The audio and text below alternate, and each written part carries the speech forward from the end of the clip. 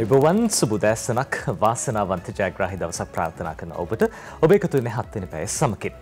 දැන් මේ දවස්වල සමාජයේ සැරිසරනකොට අපි දකින ප්‍රධානතම අරුබුදයක් විදිහට මේ ගෙවල් හදනකොට මේ ගොඩනැගිලි ඉදිකිරීම සිද්ධ කරනකොට අවශ්‍ය අමුද්‍රව්‍ය සපයා ගැනීම ටිකක් ගැටලුවක් බවට පත් වෙලා තියෙනවා. අපි දකිනවා සිමෙන්ති සම්බන්ධයෙන් ටිකක් අර්බුදකාරී වාතාවරණයක් ඇති වෙලා තියෙනවා. සිමෙන්ති හිඟයක් හේතුව මේ ඩොලර් අර්බුදය, සිමෙන්ති නිෂ්පාදනය කරන අවශ්‍ය අමුද්‍රව්‍ය ටිකක් මිල ඉහළ ගිහිල්ලා ගෙන්නන්න හැකියාවක් නැහැ. ඔය වගේ හේතු කාරණා තියෙනවා. ඔය අතරේදී මේ නිවෙස්වල බිමාතුරන ටයිල් කැටේ ඉඳන් හැමදේම ගණන් ගිහිල්ලා. ඒ හින්දා මේ රටේ ජනතාවට අපේ සම්පත් පාවිච්චි කරලා හරි හැටි ඒ දේවල් ප්‍රයෝජනෙට අරගෙන මේ වැඩි වියදමක් දරන්න නැතුව තමුන්ට අවශ්‍ය කටයුතු සිදු කරගන්න හැකියාවක් තියෙනවද? මේ සියල්ල පිළිබඳව කතා කරන්න සූදානම්. අද දවසේදී අපි කතා කරන්න සූදානම් වෙන්නේ මේ අපේ රටේ තියෙන සම්පතක් පිළිබඳව. මැටි කර්මාන්තයේ කාලෙක ඉඳන් අපේ රටේ බොහොම සරුවට ක්‍රියාත්මක වුණා. හැබැයි දැන් මේ වෙනකොට ටිකක් අභාවයට යනවද කියලා හිතෙනවා. ඒ කොහොම වුණත් මැටි කර්මාන්තය පාවිච්චි කරලා අපේ රටේ නිෂ්පාදනය කරන ප්‍රධානතම නිෂ්පාදනයක් විදිහට උළු කැටය හඳුන්වන්න පුළුවන්. උළු කර්මාන්තය අද දවසේදී කතා කරන්න සූදානම්. අපේ ආරාධනෙන් අද දවසේ 7 වෙනි පැයට එකතු වෙන්නේ සමස්ත ලංකා මැටි සෙබිලි උළු නිෂ්පාදකයන්ගේ සංගමේ සභාපතිතුමන් WJ බැප්ටිස්ට් ප්‍රනාන්දු මහත්මයා. සුබදැසනක් ඔබතුමන්ට. එසේම වේවා. ඔබතුමන් පිළිබඳව කතා කරනකොට දැන් වසර 35ක් විතර මේ මැටි කර්මාන්තයත් එක්ක ඉන්නේ. මේ උළු නිෂ්පාදකයන්ගේ සංගමය ගැන කතා කරනකොට රටේ ලොකු හඩක් නගන පිරිසක් විදිහට අපේ දේ ජාත්‍යන්තරයට ගෙනියන්න උනන්දුවක් දක්වන පිරිසක් විදිහට අපිට හඳුන්වන්න පුළුවන්. ආරම්භයක් විදිහට අපි කැමති බැප්ටිස්ට් මහත්මයා දැනගන්න දැන් මේ උළු කර්මාන්තයට කොහොමද ප්‍රවිෂ්ඨ වුණේ? දැන් අපි කිව්වා අවුරුදු 35ක් විතර මේ කර්මාන්තයේ ඉන්නවා. දැන් කොහොමද මේ වෙනකොට කර්මාන්තයේ තියෙන තත්ත්වය? අපි ආරම්භයේ ඉඳන්ම ගත්තොත් එහෙම. ඇත්තටම මෙහෙමයි. දැන් මම මේ කර්මාන්තයට ප්‍රවිෂ්ඨ වුණේ මීට අවුරුදු 1988ට ඉස්සෙල්ලා.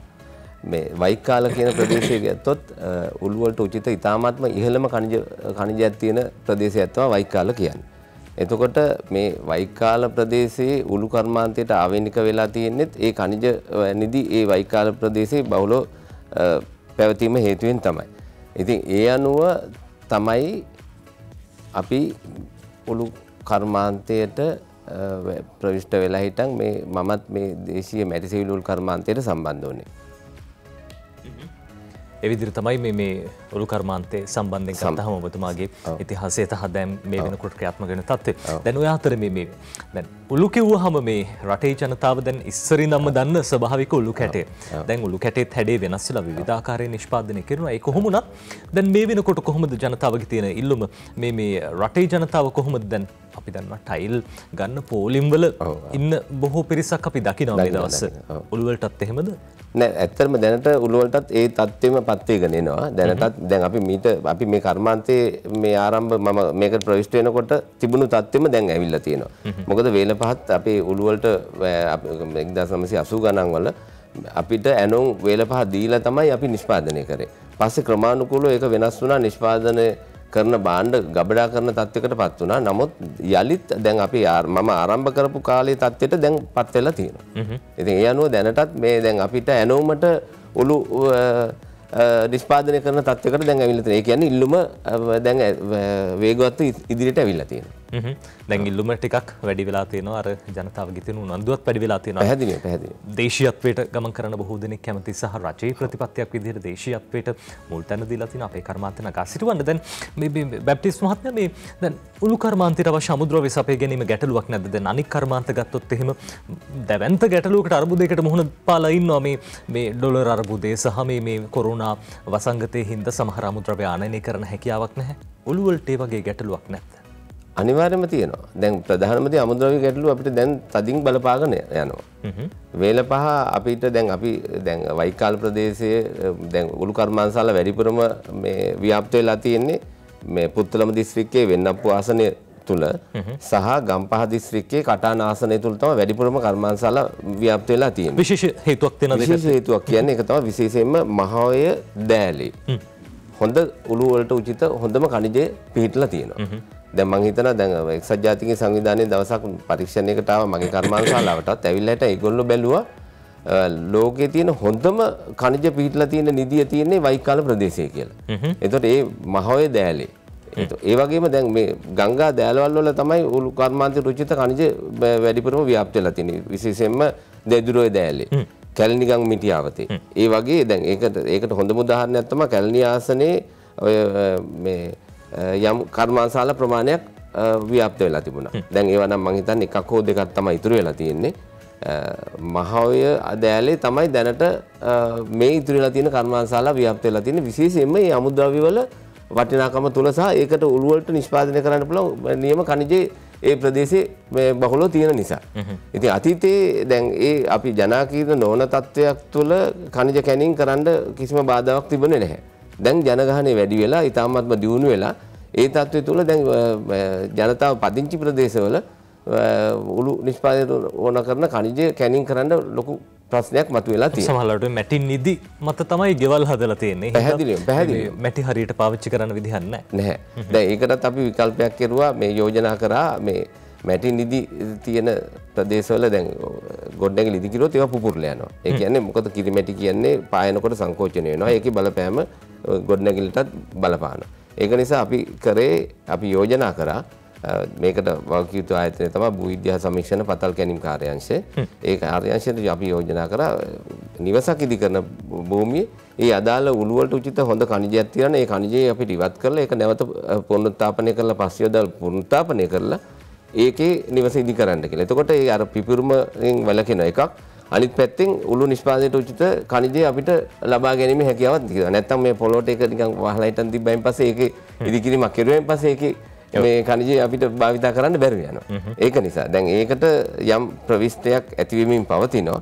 ඉතින් නමුත් දැන් අපේ සමස්ත නිෂ්පාදනයට අවශ්‍ය කරන මැටි කියන ඛනිජය දැන් අපිට හුඟක් හිග වෙමින් පවතිනවා. මේ දේවල් ඉතිහාසයේ ආනයනය කරලා තියෙනවද අපේ රටේ මැටි ආනයනය කිරීම සිදු කරලා නෑ මැටි ආනයනය කරලා නෑ. සමුද්‍රව්‍ය ආනයනය කරලා තියෙනවා.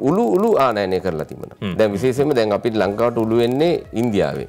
ආවේ ඉන්දියාවේ කේරළ ප්‍රාන්තයේ මැංගලෝර් කියලා ඒ ප්‍රදේශවලින් තමයි අපේ රටට අතීතයේ උළු ආනයනය කළේ. පස්සේ අපේ රටේම ඊටත් වඩා හොඳ ඛනිජය තියෙන එක හඳුනගෙන ඒ හඳුනා ගැනීම තුළ අපි මේ අපේම යන්ත්‍ර සූත්‍ර අපේම දේශීය නිෂ්පාදනය කරලා ඒකට ගැළපෙන විදිහට අපි ඉන්දියාවේ ප්‍රමිතියටත් වඩා ඉහළ ප්‍රමිතියෙන් උළු අපිට හදන්න හැකියාව ලැබුණා. අර බරපතලම ගැටලුව මේ අපේ රටේ මැටි තියෙනවා, ප්‍රධානතම අමුද්‍රව්‍ය තියෙනවා. අවශ්‍ය තාක්ෂණෙත් සපය ගන්න පුළුවන්. හැබැයි අපේ රටේ නිෂ්පාදනය කරන්න නැතුව ආනයනය කළා කාලයක්. පැහැදිලිවම කාර්යය. දැන් විශේෂයෙන් මෙතනදී මම සිහිපත් කරනවා දැන් මේ හිටපු ජනාධිපති මහින්ද රාජපක්ෂ මැතිතුමාගේ රජයේ කාලේ සහ වර්තමාන ජනාධිපතිතුමාගේ රජයේ කාලේ මේ උළු වලට දේශීය මැටි සෙවිලි විශේෂයෙන්ම දේශීය කර්මාන්ත වලට මූලිකත්වය දෙන යුගයක් නේ දැන් ඇවිල්ලා තියෙන්නේ. ඒක අපි පිළිගන්න ඕන. ඉතින් එතනදී අපේ දේශීය මැටි සෙවිලි උළු වලට හොඳ මේ රාජ්‍ය සහායක් අපිට ලැබිලා තියෙනවා. ඉතින් රාජ්‍ය සහායක් ලැබුණට දැන් අපිට දැන් රජයේ පැත්තෙන් දැන් මොකද පහුගිය කාලය තුල අපි දැක්කා නිවාස ඉදිකිරීම කරා විශාල ප්‍රමාණයක්. නමුත් ඒ කිසිම ඉදිකිරීමකට මේ යහපාලන රජයේ කාලයක ඉදිකිරීමකට අපේ උළු භාවිතා කරේ නැහැ. ඉතින් අපි ඒ වෙලාවෙත් අපි දේශීය කර්මාන්තකරු විදියට අපි ඉල්ලීම් කරා කොතෙකුත් මේ උළු මේ සෙවිලි කරන්න මේ අපි දේශීය කර්මාන්තකරුනේ අපි සුවදේශීය කර්මාන්තකරු අපි උදාහරණයක් කිව්වොත් 225ක් ලංකාවේ ඉන්නවා කියන්නේ ඒක විශාල ප්‍රමාණයක්. එතකොට ඒකෙදී ඒකට අපිට ප්‍රවණතාවයක් හම්බුනේ නැහැ. නමුත් ස්වේච්ඡාවෙම උතුරු නැගෙනහිර ප්‍රදේශවල ජනතාව උළු පමණයි මේ භාවිතා කරන ප්‍රවේශය තියෙන්නේ. 180ක්. මේ හේතුව මොකක්ද? ඒ උළු පාවිච්චි නොකරන අපි දැක්ක පහුගිය කාලේ ඇස්බෙස්ටස් තහනමක් මේ ක්‍රියාත්මක කරන හැබැයි මේවා ආනයනය කළා. මේකද ගැටලුව මොකද්ද? දැන් පැහැදිලිව මේකයි. දැන් ඇස්බෙස්ටස් දැන් ඔබතුමා හොඳ කතාවක් ආවේ. ඇස්බෙස්ටස් වලට රජයේ ආදර්ශයක් දුන්න පහුගිය රජයේ කාලේ රජයේ නිවාස සහ ගොඩනැගිලි වලටත් ඇස්බෙස්ටස් දැම්මේ. දැන් සාමාන්‍ය රජයක් කරන දේ තමයි සාමාන්‍ය රටේ ජනතාවත් ඒකට නැඹුරු වෙන ප්‍රමාණය වැඩි. රජයක් විදිහට ආදර්ශයක් දුන්නොත් දේශීය කර්මාන්ත විදිහට සෞඛ්‍ය ආරක්ෂිත සිසිල දනවන එකම සෙවිලි විශේෂයක් වන්නේ මේ උළු කියලා ඒකට යම් නැඹුරුවක් වෙනවා. නමුත් පහුගිය කාලේ ඒක තිබුණේ නැහැ. දැන් ඒක තමයි කනගාටුදායක තත්ත්වය. ඒ තත්ත්වයේ තුල අපි දැන් බොහොම අපි ස්වදේශීය කර්මාන්තකරු විදිහට අපි බොහොම අමාරුවෙන් තමයි මේ කර්මාන්තය අල්ලගෙන හිටියේ පහුගිය අවුරුදු 5. ඉතින් ඒ කාලය තුල කර්මාන්තශාලා 75ක් විතර වගේ කඩලා අයින් කරලා ඒවා දේපල පවා වෙන්දීසි කරන තත්යකට පත් වුණා. ඉඩ කඩම් පවා කොටස් කරලා විකුණුවා. අපි මේ දකින්න දර්ශන මේ උළු නිෂ්පාදනය කිරීමේ මූලික අධීර කිහිපය. මේ විදිහට අර තෝරගන්න මේ නිවැරදි විදිහට තෝරගන්න පස් එකතු කරලා තමයි අවසානයේදී උළු කැටයක් නිෂ්පාදනය අපිට පියවරෙන් පියවර පොඩ්ඩක් පැහැදිලි කරන්න බැප්ටිස් මහත්තයා. පළවෙනිම දේ මෙහෙමයි දැන් අපි මේ උළු කැටයක් නිෂ්පාදනය කරනවා නම් උළු මැටි වර්ග තුනක් අපි කවලම් කරන්න ඕනේ. ඒක අනුපාතයකට අනුවයි අපි කවලම් කරන්නේ. ඒ මැටි වර්ග තුන කියන්නේ දැන් උළු අපි භාවිතා කරනවා දැදිරෝය දෑලේ ඒකට අපි කියන්නේ බංගදිනියෙන් එන මැටි කියලා. ඒ කියන්නේ බංගදිනිය ප්‍රදේශයේ දැදිරෝය දෑලේ තද මැටි වර්ගයක් තියෙනවා.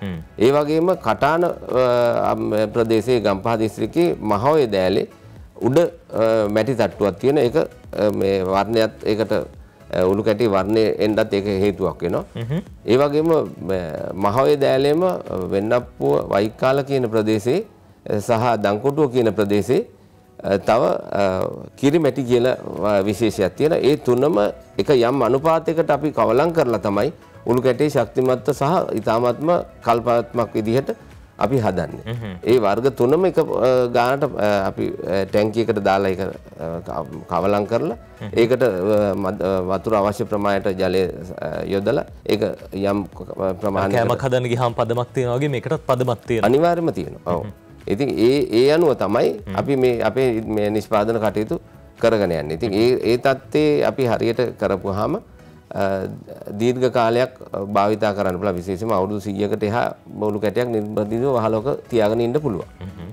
ඉතින් තරම් දැවැන්ත කාලයක් පාවිච්චි කරනවා. අනිවාර්යයෙන්ම දැන් ඔබතුමාලට මේ හොඳම උදාහරණයක් තමයි දැන් එදා ඉඳන්ම තියෙන පල්ලිවල, පන්සල්වල, රෝහල්වල, විදුහල්වල කියන්නේ පාසල් ගොඩනැගිලි වල සියල්ලම තියෙන උළු. ඉස්සර සිංහල උළු කියලානේ. සිංහල උළු ඔව් ඒක සිංහල උළු ඊට පස්සේ රට උළු කියලා තිබුණා. ඒ රට උළු කියන අනවර්ත නාමය ආවෙත් මේ ඉන්දියාවෙන් ආනයනය කරන උළු නිසා තමයි ඔය රට උළු කියන අනවර්ත නාමය ආවෙත්. අර එදා ඉඳන්ම අපේ මිනිස්සු රටින් ගේන දේවල් ඔව්. ඉතින් ඊට පස්සේ දැන් අපි ඒවා මේ අපේ නිෂ්පාදනය කරන්න අරන් තියෙනවා. ඉතින් අපි සේරම අපේ මේ ස්වදේශික නිෂ්පාදකයෝ තමයි අපි. ඔව්. හොඳ ඒ විදිහට නිෂ්පාදනය කරන උළු දැන් ජාත්‍යන්තරයට යන්න අපි සූදානම්. විශේෂයෙන් දැන් මෙතුමා කියපු විදිහටම මේ උළු වලට ටිකක් ඉහළ ඉල්ලුමක් ඇවිල්ලා තියෙනවා. ඒක බොහොම වටින කාරණයක්. අපේ රටේ දේශීය නිෂ්පාදනය ඉහළට යනවා නම් ඒක ඉතාමත්ම වටින කාරණාවක් රටේ ආර්ථිකය සහ රටේ අනාගතය වෙනුවෙන්. අපි වෙලාව බලමු. හොඳ වෙනවතත් එකතු වෙන 7 වෙනි පැය සමගින් අර වෙලාව බලන්න ගිය අතරේදී මේ අතට උළු කැටයක් ආව. මේ උළු කැටේ ටිකක් වෙනස් බැප්ටිස් මහත්මයා මේ අර ඔබතුමන්ලා නිෂ්පාදනය කරන ටිකක් වෙනස් ආකාරයක උළු කැටයක් හින්දාම ආන්න හිතුණා මොකද්ද මේකේ විශේෂත්වය? මේක රෝමන් උළු කැටේ. මේක අලුත් හැඩතලයකින් අපි හදපු එකක්. මේක මේ රෝමන් කියන නාමයෙන් විශේෂයෙන්ම ඔය ඉතාලිය වගේ රටවල් වල මේ උළු කැටේ බහුලව භාවිතා වෙනවා. ඉතින් අපේ ජනතාවත් අපි දැන් අර ගතානුගතික ක්‍රම වෙනස් නේද මේ සාමාන්‍යයෙන් පාවිච්චි කරන උළු කැට වලට වඩා අපි කතා කරමු. ඔව් ගතානුගතිකව වෙනස් අපේ ගතානුගතික දෙයින් පරිබාහිරව ජනතාව අපි පාරිභෝගික ජනතාව අපේ පැත්තට නැඹුරු කරගන්න ජනතාව ඉල්ලන සාම්පල් වලින් අපිට දෙන්න පුළුවන්කම තියෙන්න ඕන. අපේ රටෙත් මෙල්ලු ඉහළ ඉල්ලුමක් තියෙනවද මේ උළු කැටේට? පැහැදිලිවම ඉහළ ඉල්ලුමක් තියෙනවා. ඒ අතරදී මේ දැන් අර මේක සාමාන්‍ය අනිත් උළු කැටයකට වඩා ප්‍රමාණයෙන් යම් ප්‍රමාණයක් විශාලයි. එතකොට අවශ්‍ය කරන ලී භාවිතා වෙන ප්‍රමාණයත් අඩු වෙනවා.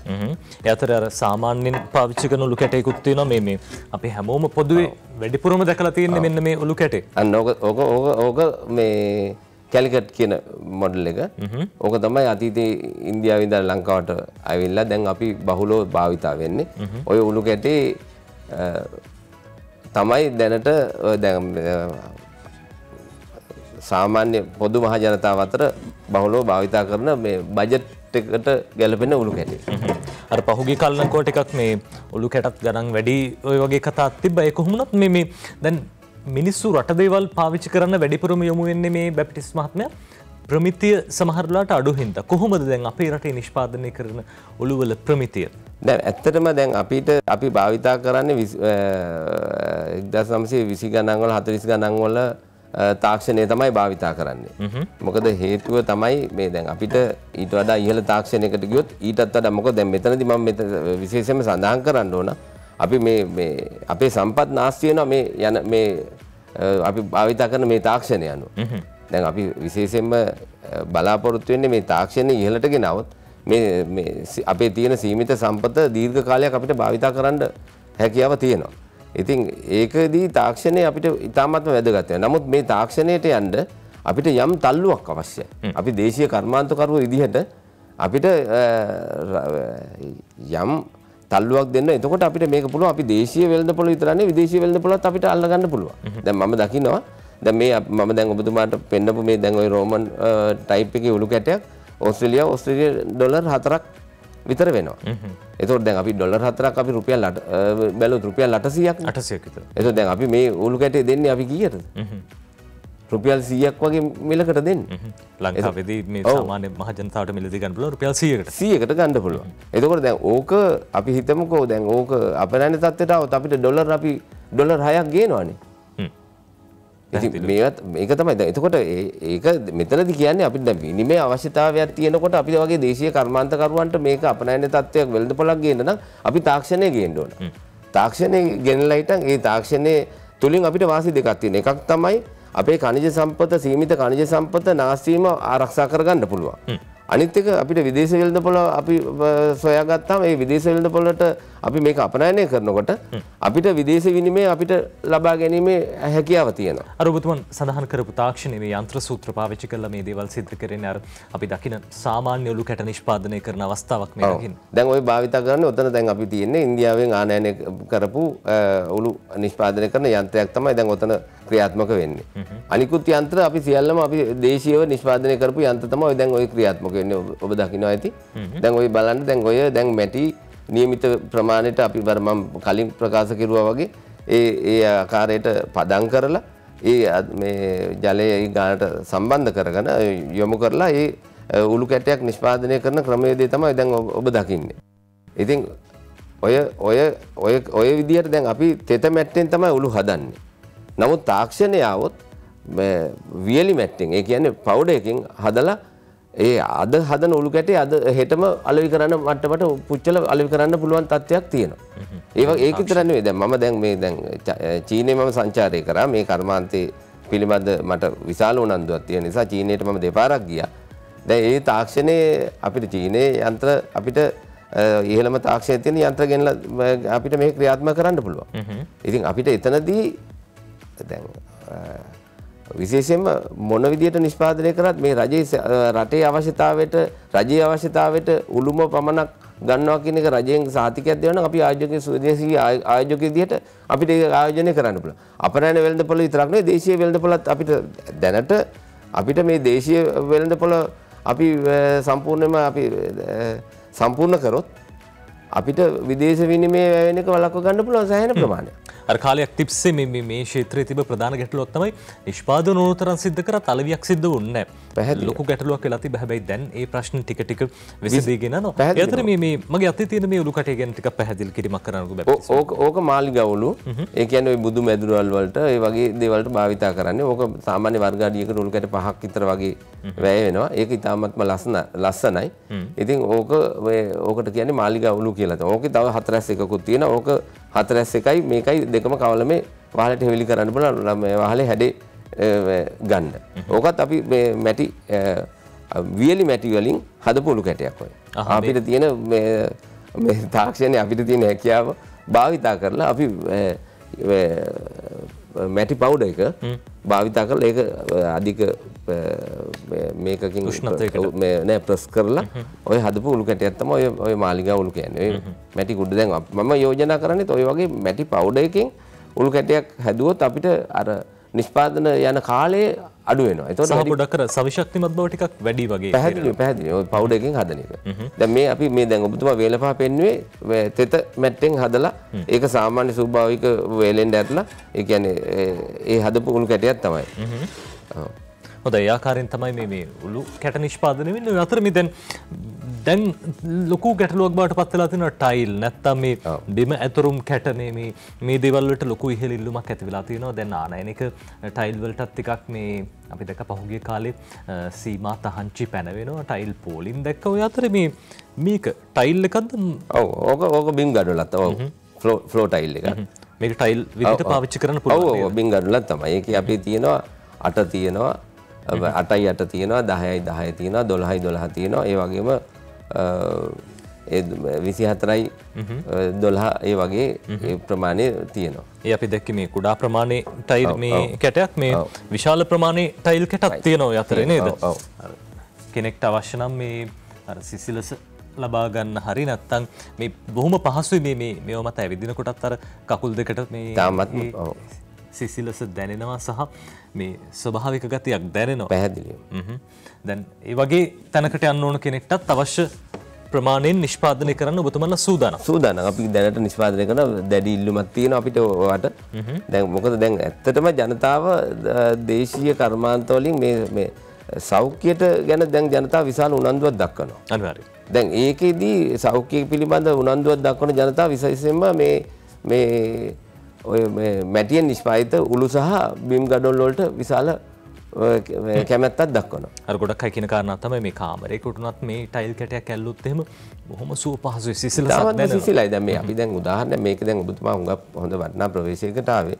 දැන් බලන්න දැන් අපි උළු වහලයකට ගිහිල්ලා බලන්න අනිකුත් වහලක යටටයි උළු වහලයකටයි ගිහිල්ලා බලන්න මේ දැන් දැනට අපේ උෂ්ණත්වයේ වැඩිම කාල පරාසයක තමයි අපි දැන් මේ ගත කරන්නේ. මේ වෙලාවේ උළු වහලයකට ගිහිල්ලා බලන්න ඒකේ පුදුම සිසිලසක් තියෙනවා. ඒකට සාපේක්ෂව අපි තහඩු වහලයකට හෝ ඇස්බෙස්ටස් වහලයකට ගිහිල්ලා බලන්න ඒකේ වෙනස අසීමිතව දැනෙනවා. දැන් උළු වහලයක් උළු කැටයක් දාලා වහලයක් හෙවිලි කිරීමේදී වාසි විශාල ප්‍රමාණයක් තියෙනවා. දැන් මේක තමයි ජනගත වෙන්න ඕන. එකක් තමයි පරිසර හිතකාමී සෞඛ්‍ය ආරක්ෂිත සිසිල දනවන එකම සෙවිලි විශේෂය තමයි මැටියෙන් නිෂ්පාදිත උළු. දැන් ඒ විතරක් නෙමෙයි. දැන් අපි වහලයක උෂ්ණත්වයේ අඩුවීම තුළ අපිට ඒ වහලයට ඉන්නකොට අපිට විදුලි පංකා භාවිතා කරන්න තියෙන අවශ්‍යතාවය අඩුයි. දැන් උණු වහලයක් තිබුණොත් එහෙම අපි විදුලි පංකාවල් දාන්න ඕනේ නැහැ. මොකද ඒකේ ස්වභාවික සිසිලස පල්ලහැට එනවා. ඒ වගේම උළු වහලකින් හොඳ වාතාශ්‍රයකුත් තියෙනවා. දැන් අපි හිතමු ෂීට් වහලයක් දාපුවම ඒක වාතාශ්‍රයක් එන්නේ නැහැ. ඒක දිගටම ඒක කවර් වෙලා තියෙන වාතය එහාට මෙහාට ගමන් කරන්න තියෙන හැකියාව අඩුයි. දැන් උළු වහලයකින් ඒ පොඩි කැට ප්‍රමාණයක් තියෙද්දි ඒක අස්සෙන් වාතය හොඳට ගමන් කරනවා. එතකොට අතීතේ ඉඳන් අපේ මුතුන් මිත්තන්ගේ අවදී ඉඳන් මේ දේවල් පාවිච්චි කළේ අර අපි කියන්නේ කට කහනවට නෙමෙයි මේ තාක්ෂණය පාවිච්චි කරලා තියෙන්නේ.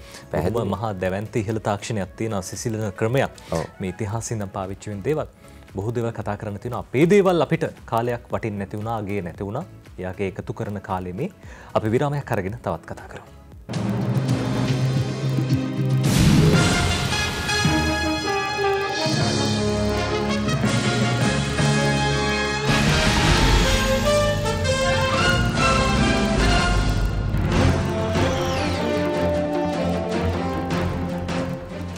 ඔබ නැවතත් එකතු වෙන 7 වෙනි පැය සමගින් ශ්‍රී ලංකා මැටි සෙවිලි ඔලු නිෂ්පාදකයන්ගේ සංගමේ සභාපතිතුමන් WJ බැප්ටිස්ට් ප්‍රනාන්දු මහත්මයා 7 වෙනි පැයට අපිත් එක්ක එකතු වෙන්නේ. අර එතුමන් කියපු කාරණා බොහොම වටිනවා. අපේ දේවල් අගය කරන්න ඕනේ. අපේ දේවල් වල වටිනාකම ජාත්‍යන්තරයට ගෙනියන්න ඕනේ. බැප්ටිස්ට් මහත්මයා මේ සමාජයේ බොහෝ දෙනෙක් අතර තියෙන ප්‍රබලම චෝදනාවක් තමයි මේ දැන් උළු සෙවිලි කරන්න ගියාම ටිකක් වියදම් යනවා, ලී එහෙම වැඩියෙන් යනවා. ඔය ඇස්බෙස්ටස් මේ වහලයක් වගේ නෙවෙයි. ලී වලට යන වියදම ඉතාමත්ම වැඩි. ඒ අතර උළු දැන් ටිකක් ගණන් ගිහිල්ලා කියලා කියනවා. කොහොමද උළු කැටයක මිල ගණන මේ දැන් අඩු වෙලාද මේ ඇස්බෙස්ටස් එක බැලුවහම? නෑ ඇත්තටම කියනවා නම් දැන් බලන්න ඇස්බෙස්ටස් වහලයකට වඩා උළු වහලයකට යන වියදම අඩුයි. ඒක මේ වැරදි මතයක් මේ මිනිසුන්ට දීලා තියෙනවා. ඒ කියන්නේ දැන් අපි හිතමුකෝ ඇස්බෙස්ටස් ෂීට් එකක් දැන් මම මේකේ දැන් ඔබතුමාට මට කියන්නත් පුළුවන්. දැන් අපි වර්ග අඩි 100කට මේ අපි මේ උළු හෙවිලි කරනවා නම් අපිට වර්ග අඩි 100කට වැය වෙන්නේ රුපියල් 15350ක් වගේ ප්‍රමාණයක් තමයි සමස්ත වියදම. ඒ කියන්නේ බාස්ලාගේ කුලි ඔය ඔක්කොම ඉවරලා. නමුත් ඇස්බෙස්ටස් වහලයකට යනවා නම් අපිට යනවා රුපියල් 18000කට ඉහළ ප්‍රමාණයක්. හේතුව ඇස්බෙස්ටස් ෂීට් එක දැන් මිල වැඩි වුණා. ඒකට සාපේක්ෂව උළු කැටේ මිල වැඩි වෙලා නැහැ. ඒක එකක්. එතකොට මේ අර ඔබතුමා කිව්වා රෝමන් උළු කැටයක් නම් රුපියල් 100යි කියලා අනික උළු කැටයක් රුපියල් 70ක මිලකට ගන්න පුළුවන්. 70ක් වගේ මිලකටයි යන්නේ. වෙළඳපොලේ තියෙන සාමාන්‍ය මිල. ඒ කියන්නේ 70ක් කියන්නේ අපි කර්මාන්තශාලාවෙන් අලෙවි කරන මේ සේරම කර්මාන්තශාලාවෙන් අලෙවි කරන මිල ගණන් තමයි මම ඔබතුමාට කිව්වේ. තොග මිල. ඔව් තොග මිල. මොකද දැන් ඒක දැන් අපේ මේ නියෝජිත අලෙවි නියෝජිතයෝ ගෙනිලා අලෙවි කරද්දී ඒගොල්ලන්ට ප්‍රවාහනය ඒ වගේම බෑම පැටවීම ඒ වගේ ගාස්තු එකතු වෙනවා. ඒක වියද නිෂ්පාදන මේ අලෙවි කරන මේකට යම්කිසි සුළු ලාභයක් ප්‍රතිශතයක් එකතු කරලා විකුණද්දී ඒක මිල වෙනස් වීමක් වෙනවා. ඉතින් එතනදී දැන් අර වැරදි මතයක් දීලා තිබුණේ මොකද අපේ හුඟක් මේ සමහර වඩු වාස්ලට දන්නේ නැහැ උළු වහලයකට වහලේ ගහන්න.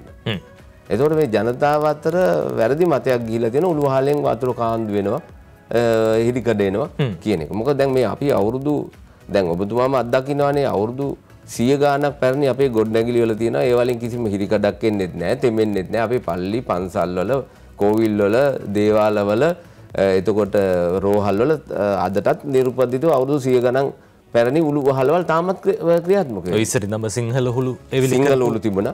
එතකොට ගාලුකොටුව ප්‍රදේශයේම අපි දකිනවා මේ විශේෂයෙන් ඔය සිංහල උළු වැඩිවෙන් පාවිච්චි කරලා තියෙනවා. හැබැයි කිසිම වතුර කාන්දුවක් සිද්ධ වෙන්නේ නැහැ. සිද්ධ වෙන්නේ නැහැ. ඉතින් ඒ කියන්නේ නියමිත ප්‍රමිතියට වහලේ ගහන්න ඕන. ඒ වහලේ නියමිත ප්‍රමිතියට වහලේ නියමිත උළු වහලයකට හැඩයක් තියෙනවා. ඒ හැඩේ අනුව තමයි වහලේ ගන්න. සාමාන්‍ය අඩියට අඟල් 6ක හැඩයක් තියෙනවා වහලේ. එතකොට දැන් අපිට රූප සටහන් ඇසුරම පැහැදිලි කරන්න ඕන. මේකදී මම පැහැදිලි කරන්නම්. මෙතන මේ තියෙනවා. මේ තියෙන්නේ මේක ඔබතුමා බලන්න. අපිට පුළුවන් බලන්න. මේ අපි කතා කරමු. ඔබතුමා පැහැදිලි කරන්න. එතකොට දැන් ඒක සාමාන්‍ය අඩියට අඟල් 6ක හැඩයක් උළු සාමාන්‍ය මම මේ කැලිකට් උළු හෙවිලි කරන වහලයක් ගැන තමයි පෙන්වන්නේ. ඒක අඩියට අඟල් 6ක හැඩයක් තියෙන්න ඕන. එතකොට රීප දෙකක් අතර පරතරය. දැන් අත්‍යවශ්‍යම දේ ඒක තමයි. රීප දෙකක් අතර පරතරය අඟල් 12ක් වෙන්න ඕන. මුල් රීපේ කෙරවලේ සිට දෙවනුවට ගහන රීපේ කෙරවලට අඟල් 12 පරතරය තිබ්බොත් කිසිම අවස්ථාවක උළු කැටයකින් හිරිකඩ එන්නේ නැහැ, තෙමෙන්නේත් නැහැ. ඕනම දරුණු වැස්සකට ඔරොත්තු දෙනවා. ඒක තමයි මෙතන දැන් මේ ක්‍රමයට නැතුව දැන් සීට් වහලයක හැඩයකට නිකන් හැඩතලයක් නැතුව වහලයක් ගහුවොත් උළු කැටේ අර පොඩි පොඩි කැට එකතු වෙලානේ වහලයක් හැදෙන්නේ. ඒකට ඒ වලින් වතුර පිට අර ගන්නවා. ඒක තමයි මේ වැරදි මතයක් මේ ජනතාවට ගිහිල්ලා හිටන් මේ උළු වහලකින් හිරිකඩ එනවා තෙමෙනවා කියන එක කියන්නේ. අර ආනතිය වැඩි වුණත් අඩු වුණත් බලපෑමක් තියෙනවා. අන්න ඒකයි වෙන්නේ. දැන් ඒක තියු දැන් මගේ නිවසේ දැන් මං වහලේ හෙවිලි කරලා අවුරුදු 20ක්. ඉතින් මම මූදට ආසන්නව ඉන්නේ. ඉතාමත්ම සැඩ සුලන් සමග වැහි වලට මුණ දෙනවා.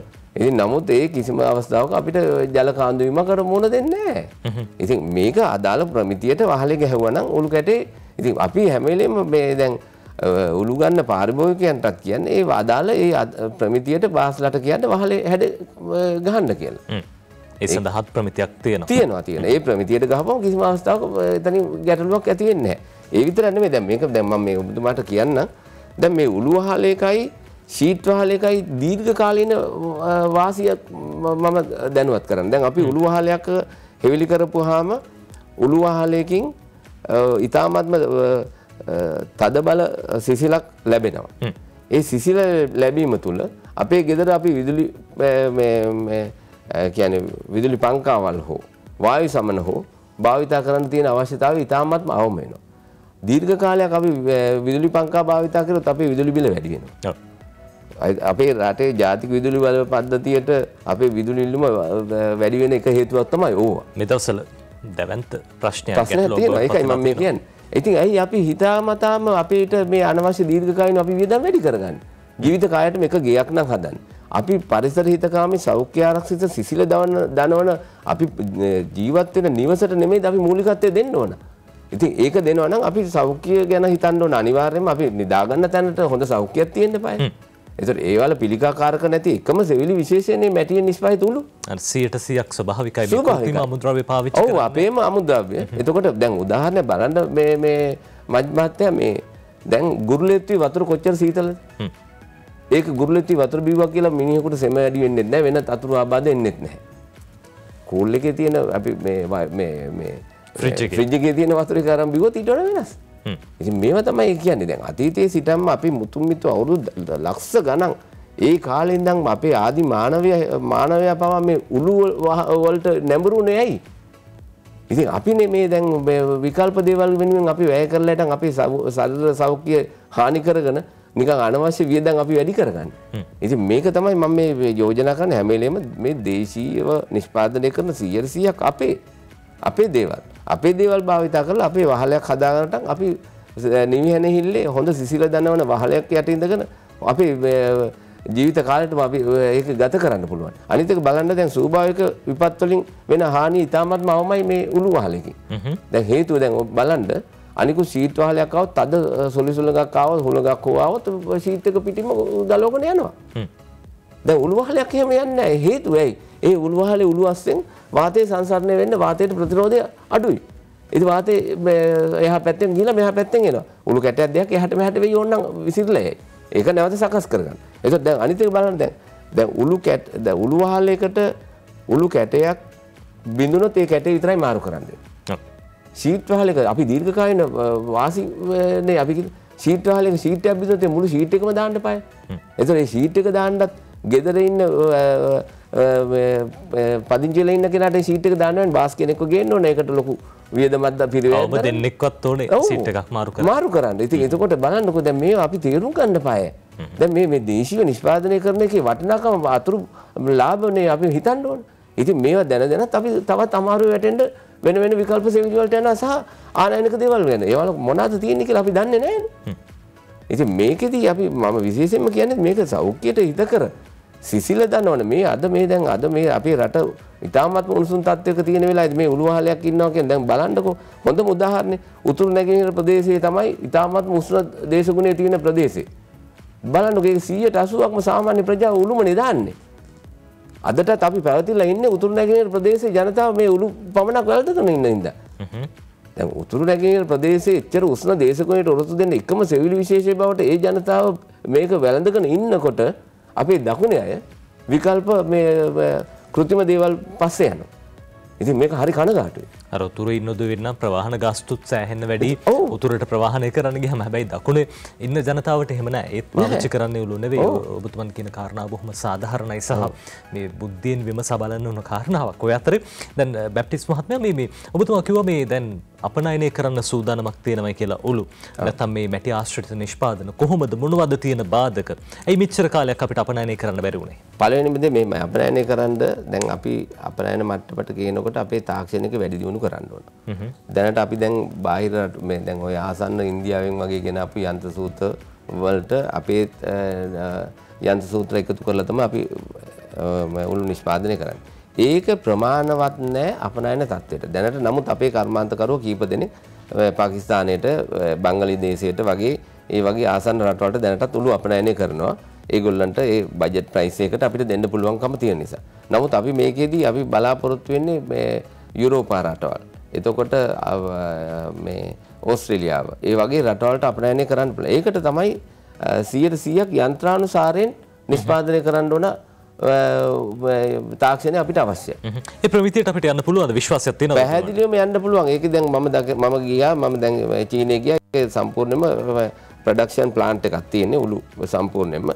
ඒක සම්පූර්ණ රෝබෝවරයෙක් තමයි උළු කැටේ පවා අල්ලලා හිටන් උළු ඩ්‍රයර් එකට යවන්නේ රෝබෝ කෙනෙක්. එතකොට ඒකේ දැන් පාරිභෝගිකයා ඉල්ලන වර්ණයෙන් උළු කැටේ දෙන්න පුළුවන්. ඒ තාක්ෂණයව දැන් සමහර පාරිභෝගිකයන්ට තියෙනවානේ මගේ වහලට දාන්න ඕන රතු පාට උළු කැටයක් නෙමෙයි නිල් පාට. ඇලුමිනියම් සීට් පාවිච්චි කරන්නත් හේතුව ඒක තමයි. ඒකයි ඔව්. එතකොට නිල් පාට උළු කැටයක් නැත්නම් කොළ පාට උළු කැටයක් එක එක වර්ණය. එතකොට පාරිභෝගිකයා ඉන්නවනම් මට මෙච්චරක් මේ රතු පාටින් උළු කැට 5000ක් මට හෙට ඕන කිව්වහම අදාළ පරිගණකී ගාව ඉඳලා ඒකට කලර් එක මික්ස් කරලා හිටන් මැටියෙන් නිෂ්පාදිත ඒ කලර් එකෙන් උළු කැටයක් බහුවඳ පිච්චිලා ඒ පාරිභෝගිකයාගේ අවශ්‍යතාවයට දෙන්න පුළුවන්. ඒකත් මේක තමයි මම කියන්නේ මේ තාක්ෂණය අපේ රටටත් ගෙනෙල්ලා ඒ තාක්ෂණය දැන් සැලකිය යුතු මුදලක් වැය කරන්න වෙනවා. දැන් අපි කර්මාන්තකරුවෝ අපි 225ක් ඉඳගෙන මේ රටේ සමස්ත සෙවිලි අවශ්‍යතාවයන් 130ක් සම්පූර්ණ කරන්නේ. දැන් අපි 80 ගණන් වල 60ක් අපි රටේ සමස්ත සෙවිලි අවශ්‍යතාවය සම්පූර්ණ කෙරුවා. දැන් ඒක 130 දක්වා අපිට හකුල ගන්න වෙලා තියෙනවා ආනයනික සෙවිලි වලට මේ ජනතාව නැඹුරු කරලා තියෙන නිසා. ඒ කියන්නේ ජනතාව නැඹුරු මම එහෙමයි කියන්නේ ජනතාව නැඹුරු කරලා තියෙන්නේ. නැඹුරු වෙලා නෙවෙයි නැඹුරු කරලා. මොකද මේ ආනයනික සෙවිලි වලට අධික ලාභයක් තියෙනවා. ඒගොල්ලන්ට රජයෙන් බදු සහන දීලා තියෙන විශේෂයෙන් මැස්බැසස් කෙන්දි සඳහා තීරු බදු නැහැ. බලන්නකෝ දැන් ඒක හරි අසාධාරණයක් නේ. ප්‍රතිපත්තිමය තීන්දුව తీරන වෙනස් වෙන්න ඕන පැහැදිලිවම. දැන් ඒ තීරුබදු ඒ අයට දැන් අනිකුත් දේවල් වලට ආනයනය කරනකොට ඒවට තීරුබදු පනවනකොට දැන් මේ අර දේවල්ට තීරුබදු සහනයක් දෙනවා නම් ඒක අසාධාරණයි. ඉතින් ඒ අයටත් අර විදිහටම තීරුබදු පනවන්න. එතකොට තීරුබදු පනපුවම ඒකේ මිලත් ඉහළ යනවා. හොඳයි. අපිට මොහොතක් දෙන්න අපි සූදානම් විරාමයක් ලබා ගන්න.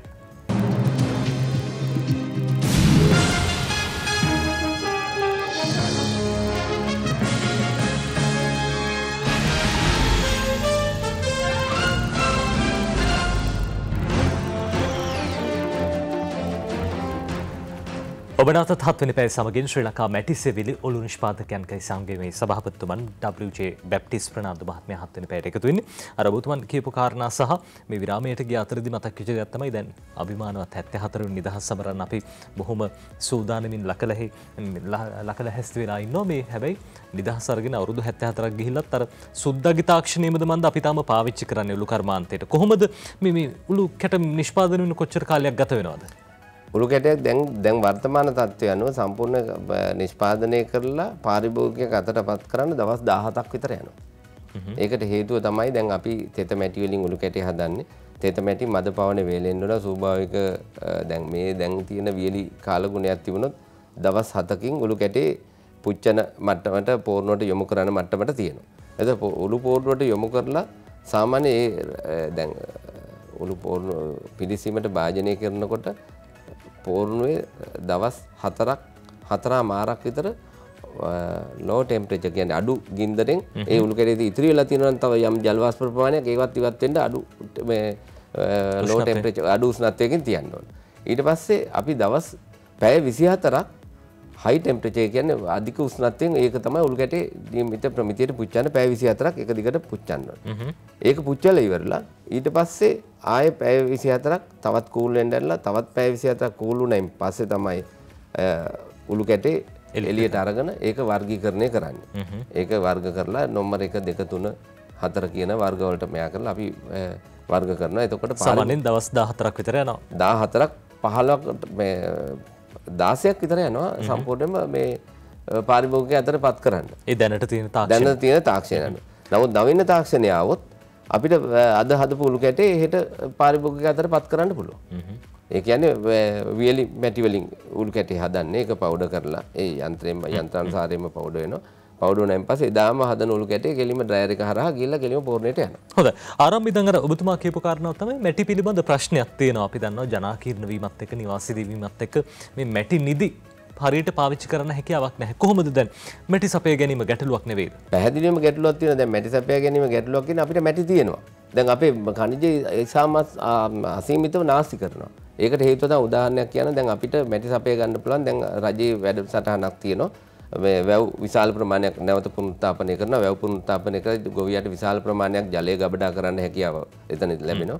ඒතකොට මේ වැව් පුනරුත්ථාපනයේදී වැව හාරලා ඒ වැවේ පස් ටික එළියට දානවා. දැන් මෙතනදී වෙන්නේ ලොකු වරදක් වෙනවා. ඒ වැවේ ඉවත් කරන පස් කිසිම මේ විධිමත් භාවයකින් තොරවයි පස් ඉවත් කරන්නේ. ඒකේ වැවේ තියෙන උඩ තියෙන යම් රොන් මඩ ප්‍රමාණයක් උඩ කොටසක් තියෙන ඒක ගන්න පුළුවන් කාබනික පොහොර හදන්න යම් කොටසක් අඩියක්. ඊට පස්සේ තමයි තියෙන්නේ උළු නිෂ්පාදනය ඕන කරන khනිජය. ඒක ක්‍රමානුකූලව ඉවත් කරලා හිටන් ඒ අපි උළු නිෂ්පාදනය කරන්න ඒක දුන්නොත් ඒක ඵලදායී නිෂ්පාදනයක් එක පැත්තකින් එනකොට අනිත් පැත්තෙන් ගොවියට ජලය ගබඩා කරන ධාරිතාව වැඩි වෙනවා වැවේ. ඒක එකක්. අනිත් එක දැන් අද අලුත්ම අධිවේගී සංකල්පයක් තියෙන අධිවේගී මාර්ග සංකල්පය. දැන් කුළුණු මතින් අධිවේගී මාර්ග ඉදි කරනකොට දැන් අර කුළුණු මතින් ඉදි වෙන අධිවේගී මාර්ගවල අර දැන් කුළුණු ඉදි කරද්දී මේ khනිජය ගන්නවා යටට පයිල් ගහලා ගන්නකොට ඒ khනිජය ඒවත් අවිධිමත්ව බැහැර කරනවා. දැන් එතන හොඳ දැන් පහත් බිම් සහ ගංගා දෑල කුඹුරු මතින් ආහාරමේ තමයි ඔය සමහර තැන්වල අධිවේගී මාර්ග කුළුණු මතින් යන්නේ. ඒතකොට ඒ khනිජයත් අපිට ඒ උළු නිෂ්පාදනයට ගන්න පුළුවන්. ඒක විතරක් නෙමෙයි දැන් දන්නවනේ දැන් ඔය ජල සම්පාදන මණ්ඩලයේ ජලය පෙරන්න ගන්නවනේ. ජලය පෙරලා ගන්නකොට ඉතුරු වෙන රොන් මඩ ප්‍රමාණය. ඒකෙත් යම් ප්‍රතිශතයක් උළු නිෂ්පාදනයට ගන්න පුළුවන්. එතකොට මේක දීර්ඝ කාලයක් තිස්සේ අපිට භාවිතයි. ඒතකොට ජලාශවල දැන් මම දැකලා තියෙනවා ඔය පොල්ගොල්ල ජලාශයේ අසීමිත රොන් මඩ පිරලා තියෙනවා කියලා. දැන් මේවා ඒ ජලාශ පිරිපහදු කරද්දී ඒ වලින් ඉවත් කරන රොන් මඩ අපි උළු කර්මාන්තයට භාවිත කරන්න පුළුවන්. පැහැදිලිවම දැවැන්ත ගැටලුවක් අර වර්ෂාව වැඩි කාලයට ජලාශ පිරෙනවා. පිරෙනවා. රොන් මඩ තියෙන හින්දා ජල මට්ටම ඉතාමත් අඩුවෙන් පිරෙන්නේ. පස්සේ වර්ෂාව නැති කාලයට ජලාශ හිඳිලා විදුලි අර්බුද ඇති වෙනවා. මේ තමයි අර ඔබතුමන් කියන කාරණාව මේ දේවල් ප්‍රතිපත්තිමය තීන්දුව తీරන ගැනෙන්න ඕන සහ දීර්ඝකාලීන වැඩපිළිවෙලක් ක්‍රියාත්මක වෙන්න ඕනේ සහ ඒ තුලින් ඔබතුමන්ලගේ කර්මාන්තයටත් බොහොම ලොකු සහනයක් ලබා ගන්න පුළුවන් කියන කාරණාව සඳහන් කරන අවසාන වශයෙන් රටේ ජනතාවට දෙන්න තියෙන පණිවිඩය මොකද්ද? වචන දෙක තුනකින් හරි. අවසාන වශයෙන් මම රටේ ජනතාවට කියන්නේ සෞඛ්‍ය පිළිබඳ අපි හැමදේටම කලින් අපේ ශරීර සෞඛ්‍ය ගැනනේ අපි හිතන්නේ.